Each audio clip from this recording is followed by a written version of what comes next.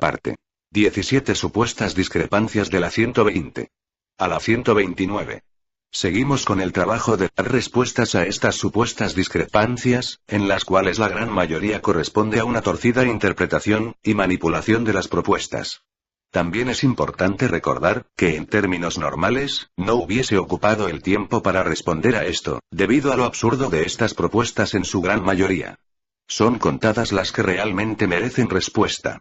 Pero en vista que muchos cristianos que han sido bombardeados con esto, y han cedido a no aceptar a Yeshua, Jesús, como su Mesías.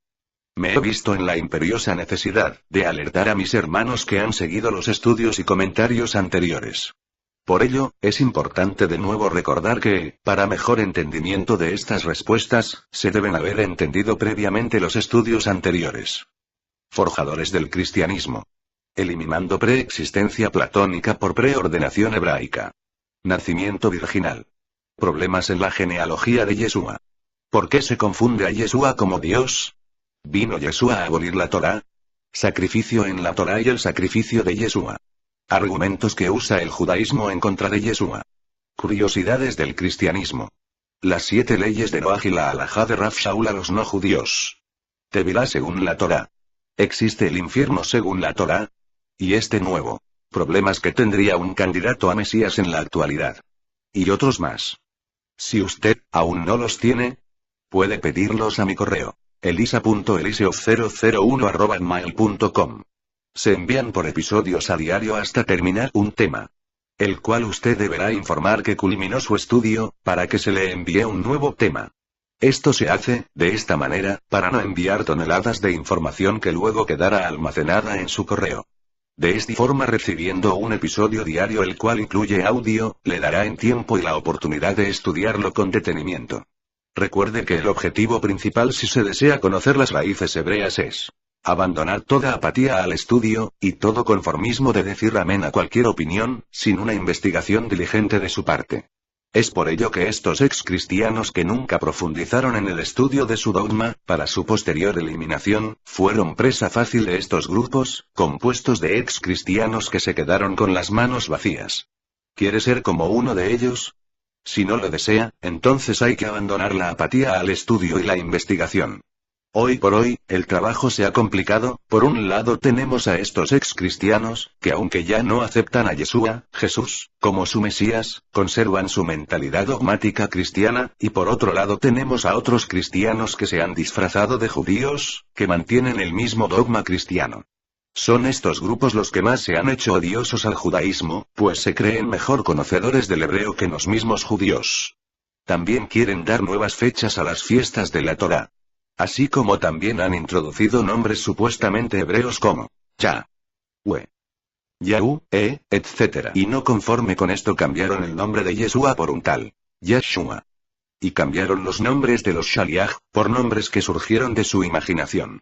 Por lo tanto, es mi consejo que evite a estos grupos, que evite sus modas teológicas y sus conceptos dogmáticos. Que se transmite de persona a persona, sin ningún tipo de investigación de por medio. Solo la mera y absurda repetición compulsiva de sus miembros. Por tanto, hermano, lo alerto que no sea loro de la información.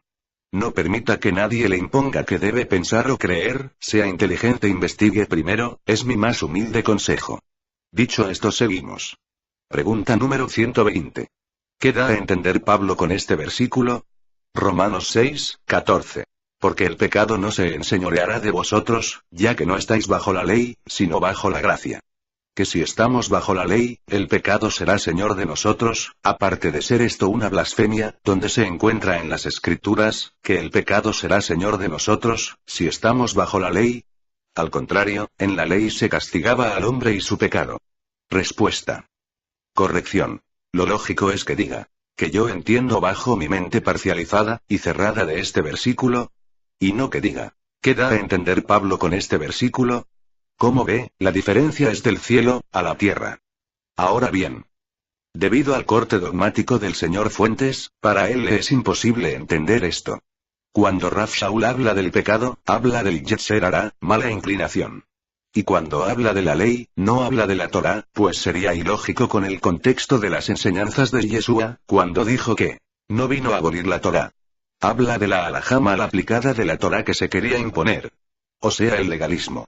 Como siempre, el contexto cuando se quiere sacar la conclusión de un verso aislado es importante. Como ya se ha dicho en varias oportunidades apelando a la simple lógica. La carta va enviada a los romanos, gentiles, no judíos de nacimiento. Por tanto, estos no tenían la Torá como norma de vida. Pero aún así se le fue dado el conocimiento del Eterno y su Masíaj. ¿Por quién? Pues por el mismo Eterno. Yeshua nos habló de eso. Juan 6, 44. Nadie puede venir a mí, si el Padre que me envió no lo atrajere, y yo lo resucitaré en el día postrero. Entonces es el Eterno mismo que revela al Masíaj al hombre, y luego el Masíaj lo lleva a un mejor conocimiento del Eterno, y el cumplimiento de la Torá. Esto es la gracia del Eterno para con el hombre, pues en el caso de los gentiles que no cumplían Torá se le fue revelado el conocimiento del Masíaj. En este capítulo de Romanos 6. Rav Shaul nos habla de cómo este viejo hombre que no conocía Torá, y cómo esto no fue un obstáculo para que el Eterno, por gracia revelara a su Masíaj, y Masíaj en su rol lo llevará al mejor conocimiento del Eterno, y de la Torá, para su cumplimiento, según competa cada uno gentil o judío. Como lo indica la profecía. Isaías 54, 13. Y todos tus hijos serán enseñados por Hashem, y la paz de tus hijos se multiplicará. Y sabiendo que el representante del Eterno es su Masíaj, ver. ¿Por qué se confunde a Yeshua como Dios? La enseñanza del Masíaj emana del Padre, por tanto cuando Masíaj enseña es como si el mismo Eterno lo hiciera. Por tanto el contexto es claro. Los gentiles no llegaron al conocimiento del Eterno, por el cumplimiento legalista de la Torá, sino por la gracia y revelación del Eterno. Por tanto Rav Shaul le recuerda eso, y también le advierte que todas las cosas que hacían anteriormente sin el conocimiento de la Torá deben ser excluidas, pues el conocimiento del Eterno y su Masíaj le dan la capacidad para eso. Todo aquel que ha experimentado el nuevo nacimiento, sabe de qué les hablo. Es imposible que para un cristiano por tradición y no por llamamiento espiritual pueda entenderlo. De esto se habla en el texto. Jeremías 31, 33. Pero este es el pacto que haré con la casa de Israel después de aquellos días, dice Hashem. Daré mi ley en su mente y la escribiré en su corazón, y yo seré a ellos por Dios, y ellos me serán por pueblo. Sabiendo de antemano que el reino de Israel fue esparcido por las naciones. Y también dice. Jeremías 31, 34. Y no enseñará más cada cual a su prójimo, y cada cual a su hermano, diciendo. Conoce a Hashem. Porque todos me conocerán, desde el más pequeño de ellos hasta el más grande, dice Hashem. Porque perdonaré su maldad, y no me acordaré más de sus pecados. Esta es la gracia del Eterno. ¿Entienden? No que puedo hacer lo que me da la gana, pues estoy en gracia cristiana del perdón, y la Torá fue abolida por Jesús. Concepto irracional y absurdo, que seguramente le enseñaron al señor Fuentes. Pregunta número 121. Pablo dice. No estando yo sin la ley de Dios, sino en la ley de Cristo. Primera de Corintios 9, 21. Si Pablo no quería saber nada acerca de la ley de Dios, sino la ley de su Dios, Cristo, entonces, ¿cuál es la ley de Cristo? Según los cristianos y mesiánicos dicen que la ley es el amor, lo que hace poco creíble ya que el amor fue un mandamiento que fue dado exclusivamente en la ley mosaica, una ordenanza desde los tiempos antiguos, Levítico 19, 17, 18, 34. Deuteronomio 6, 5. 10, 19. Respuesta. Bueno, el mismo enfoque cristiano de la pregunta 120. Toma una fracción del texto, y hace un enrollo mental. Su incapacidad para leer es hastiante, incómodo y aburrido. Lea el texto completo, ¿cómo dice? Primera de Corintios 9, 21. A los que están sin ley, como sin ley. No estando yo sin ley de Dios, sino en la ley como explicada por Masíaj, para ganar a los que están sin ley. Para la persona que ha tenido al menos un pequeño grado de instrucción en la lectura, verá allí que Rav Shaul nunca dice que no quería saber nada sobre la ley de Dios. Ese es un invento, malintencionado y torcido suyo. Pues dice, que fue a los que estaban sin ley, como si él estuviera sin ley. Y luego aclara, no estando yo sin ley.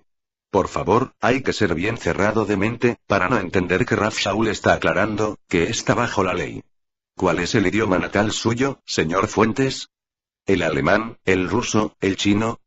Porque el español no lo es. Tome un curso de castellano, le hace falta. Ahora bien, profundizando en esto. Ya hemos hablado en respuestas anteriores que El Masíaj tendrá el mejor entendimiento de la halajá aplicada a cada mandamiento. El problema aquí radica que en el texto griego, G 1772. Enomos. De G 1722 y G 3551. Legal, o, objetivamente, sujeto a. Legítimo. Se incluye en las ediciones cristianas como. Ley. Y cuando un cristiano ve ley, lo relaciona con el mal llamado Antiguo Testamento. Ahora bien, entendiendo esta palabra griega, que se habla de legalismo, que es la forma como se interpreta la Torá, y no de la Torá en sí. Rav Shaul nos dice que, bajo la interpretación legalista de las escuelas de los fariseos, o sea con la ley como se tradujo, no fue hablar a los gentiles que están sin Torá. O sea no llegó la halajá de las escuelas rabínicas de la época para hablar a los gentiles. Sino que fue hablar a ellos, con la interpretación que el Masíaj Yeshua le reveló, o sea ley como se tradujo. ¿Entienden? Recordemos que, un judío llevarle la Torá a un gentil era abominable, incluso en los mismos enviados del Masíaj, que luego fueron corregidos en este aspecto. Hechos 10, 28. Vosotros sabéis cuán abominable es para un varón judío juntarse o acercarse a un goy, gentil, extranjero, pagano. Pero a mí me ha mostrado Dios que no llame como uno inmundo a ningún hombre. El judío esperaba que el gentil fuera a él, y en el mejor de los casos era recibido, bajo una serie de condiciones, y no rechazado como lo hacía la escuela de Shammai, cuyas halajá eran más estrictas, contrarias a la escuela de Hillel. Cerca del 20 después de Cristo, Shammai ocupó el cargo de presidente, sin que se eligiera un vicepresidente de la minoría, con lo que la escuela de Shammai obtuvo el control absoluto, aprobando 18 ordenanzas en conformidad con sus ideas. Según el Talmud, el día que aprobó una de sus ordenanzas, contraria al pensamiento de Hillel, ese día fue tan nefasto para Israel, como el día en que el becerro de oro fue hecho. Tratado de Shabbat, 17a. Una anécdota famosa cuenta que un gentil se le acercó, y solicitó convertirse al judaísmo, siempre y cuando se le pudiese explicar los principios fundamentales, mientras él se mantuviese parado sobre un solo pie. Mientras que Shammai lo rechazó violentamente. Hillel optó por resumir la Torá entera en la frase: no hagas a tu prójimo lo que no deseas que te hagan a ti, el resto son todos comentarios, ve y estúdialos. Shabbat 31a. Por ello, Rav Shaul no optó por el legalismo de la escuela de Shammai, sino por el legalismo del Masíaj. En la mente torcida influenciada por su cristianismo dogmático, siempre le será imposible tener la idea clara de los textos. A. Si solo los mutila, y no lee el texto completo para entender su contexto. B. Si no abandona su interpretación dogmática de los mismos. C. Si no toma un curso de español, que le enseñen lo básico para poder leer. Pregunta número 122. ¿Dónde se encuentra en el Tanaj la Trinidad? ¿Dónde se nos habla de tres dioses, el Padre, el Hijo y el Espíritu Santo? Ya que solo en el Nuevo Testamento se habla de la Trinidad. Respuesta.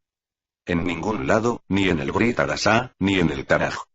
¿Qué parte del mal llamado Nuevo Testamento habla de la Trinidad? ¿Dónde se dice allí que hay tres dioses? Como típico cristiano nunca lo buscó, y solo lo aceptó. Por tanto no constituye una discrepancia como dice este panfleto, sino un invento cristiano suyo. 121 menos 1 igual 120. Y sobre la Trinidad ver. Forjadores del cristianismo. Pregunta número 123. Si en el cristianismo se dice que el día de reposo es el domingo, Sunday igual día del sol. ¿Por qué supuestamente en ese día resucitó Yeshua su Mesías? ¿Y por qué el sábado fue abolido por el domingo? Entonces, ¿por qué Dios le dijo a su pueblo que el Shabbat era eterno y para siempre? Éxodo 31, 16, 17. Qué ridículo es pensar que después de que Dios dijo que el Shabbat es eterno, perpetuo, y para siempre ahora diga que no lo es. ¿Cómo puede ser abolido por un hombre, Yeshua? Respuesta. Otro de los temas dogmáticos del cristianismo, que no constituyen a ninguna discrepancia. 120 menos 1 igual 119. Y por otro lado, póngase de acuerdo si Yeshua es un dios, o es solo un hombre, pues dice ambas a la vez. Ver. Curiosidades del cristianismo, día domingo. Pregunta número 124. Si comenzamos a estudiar la historia de la Iglesia, nos daremos cuenta que el Shabbat fue cambiado por Constantino, y que el domingo fue dedicado al dios Sol, por eso en el lenguaje inglés recibe su nombre original, Sunday, que significa día del sol. Respuesta. El mismo contexto de la pregunta 123. O sea, un simple relleno para atiborrar de preguntas a este panfleto. Y como no constituye ninguna discrepancia. 118 menos 1 igual 117. Ver, curiosidades del cristianismo. Día domingo. Pregunta número 125. ¿Dónde en el Tanaj se habla del infierno o el lago de fuego? ¿O qué profeta lo profetizó? Respuesta. Las interpretaciones cristianas no son discrepancias del texto. Por tanto, una menos que no va en este panfleto. 117 menos 1 igual 116. Ver. ¿Existe el infierno según la Torá? Pregunta número 126. El Nuevo Testamento dice, Efesios 2, 11, 12, que el Señor tenía a los gentiles por abandono, al final dice, y sin esperanza y sin Dios en el mundo. Pero el Tanaj dice, Isaías 56, 3, 7, el hijo del extranjero que se ha adherido al Señor no hable diciendo, sin duda, el Señor me separará de su pueblo. Tampoco diga el eunuco, he aquí, yo soy un árbol seco. Porque así ha dicho el Señor. A los eunucos que guardan mi Shabbat, que escogen lo que yo quiero y que abrazan mi pacto, yo les daré en mi casa, y dentro de mis muros un memorial, y un nombre mejor que el de hijos e hijas. Les daré un nombre eterno que nunca será borrado. A los hijos de los extranjeros que se han adherido al Señor para servirle, y que aman el nombre del Señor, para ser sus siervos, a todos los que guardan el Shabbat no profanándolo, y que abrazan mi pacto, a estos yo traeré al monte de mi santidad, y les llenaré de alegría en mi casa de oración. Sus holocaustos, y sus sacrificios serán aceptados sobre mi altar, pues mi casa será llamada casa de oración para todos los pueblos. Respuesta. Recortando los textos jamás va a entender nada. Vamos a leerlo completo. Efesios 2, 11 al 12. Por tanto, acordaos de que en otro tiempo vosotros, los gentiles biológicamente, erais llamados sin circuncisión, por la llamada circuncisión, hecha por manos en la carne. En aquel tiempo estabais sin Masías, alejados de la ciudadanía de Israel, y ajenos a los pactos de la promesa, sin esperanza y sin Dios en el mundo. Por tanto, el texto que cita de Isaías 56. Tampoco lo entiende, pues habla de personas que conocen la ley del Eterno, y tratan de acogerse a ella. En este caso Rav Shaul habla a los gentiles que no conocían ni practicaban esto, y estando allí sin leyes, sin Dios. Que se debe entender buscando la lógica, que no creían, ni clamaban al Dios de Israel, sino a sus dioses. No que el Eterno los había abandonado como dice usted, sino ellos no se acercaban a él, o sea al Eterno. Que aún así, fueron llamados como dice el texto siguiente. Efesios 2, 13 al 16. Pero ahora en Masías y Yeshua, vosotros que en otro tiempo estabais lejos, habéis sido hechos cercanos. Comentario. Es decir, consecuentemente, las cosas previas que no tenían, ahora les ha sido concedida por Masías. Sigue el texto. Por el alma de Masías. Porque él es nuestro Shalom, que de ambos pueblos formó una unidad. Comentario. Del hebreo ejad, es decir, una unidad hecha para cumplir la misión encomendada. Siempre que el término hebreo ejad aparece, significa unidad de criterio, de pensamiento, de motivación, de intención para hacer la voluntad soberana del Eterno. Cuando un hombre y una mujer se unen en matrimonio, vienen a ser ejad, es decir, compartir una misma vida, una misma casa, un mismo lecho, una misma meta, cada uno dando lo que el otro no tiene y recibiendo lo que le falta. Por tanto, ser ejad, uno, con el Eterno significa compartir un mismo espíritu, una misma opinión, una misma intención.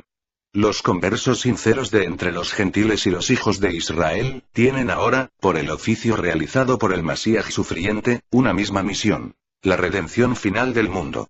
Consecuentemente, cada uno, según la porción que le ha tocado y usando las herramientas dadas y la posición dada en el cuerpo de Masías, deberá colaborar bajo la dirección de la cabeza, en perfecta unidad, para alcanzar esa redención final que ha sido prometida. No acusándose ni mordiéndose unos a otros, ni procurando cambiar la biología de cada uno. Es decir, no haciendo judío al gentil ni gentilizando al judío, sino asumiendo cada uno, en el estado que fue llamado, su lugar en la redención, pero mancomunadamente, en unidad, en ejad.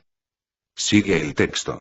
Derribando la pared intermedia de separación. La enemistad, aboliendo en su carne la ley de los mandamientos dados en las ordenanzas contra los gentiles.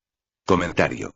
Es decir, una referencia a las famosas 18 ordenanzas dadas por la escuela de Shammai, para hacer extremadamente difícil a un gentil convertirse al judaísmo, y hacerse judío. Estas ordenanzas no tienen nada que ver con la Torá, la ley divina, que no es el tema aquí. Vea Introducción Shammai en la respuesta 121. Sigue el texto. Para crear en sí mismo de los dos un solo y nuevo hombre, firmando la paz, y reconciliar con Dios a ambos en un solo cuerpo, por medio del sufrimiento del madero, destruyendo allí las enemistades. ¿Esto necesita más explicación, señor Fuentes?